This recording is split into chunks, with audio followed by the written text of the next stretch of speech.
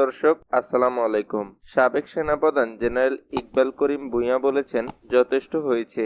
এই অন্ধ উন্মুক্ততার অবসান জরুরি। আমাদের সন্তানদের উপর গুলি চালানো, তাদের অপহরণ, গণগ্রেপ্তার ও নির্যাতন এখনই বন্ধ করুন। শুক্রবার 2 আগস্ট সামাজিক যোগাযোগ মাধ্যম ফেসবুকে নিজের আইডি থেকে ইংরেজি ও বাংলায় দেওয়া এক পোস্টে তিনি এসব কথা লিখেন।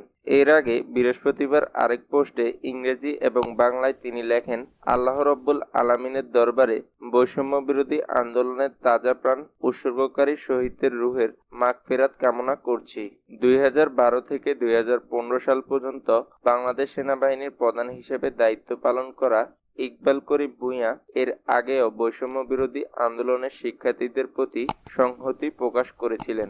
সম্প্রতি শিক্ষার্থীদের প্রতি সংহতি প্রকাশ করে নিজের ফেসবুক প্রোফাইল পিকচার ও কাভার ফটো লাল রঙে পরিবর্তন করে তিনি আলোচনায় চলে আসেন। জেনারেল অফ ইকবাল করিম ভূঁইয়ার জন্ম 1957 সালে 2 জুন কুমিল্লায়। কুমিল্লা জিলা স্কুল ও ফৌজদারহাট ক্যাডেট কলেজে তিনি পড়ালেখা করেন। 1976 সালে বাংলাদেশ সেনাবাহিনীতে কমিশন পান ইকবাল করিম ভূঁইয়া। নবম পদাতিক ডিভিশনের অধিনায়কের ভূমিকায় ছিলেন তিনি।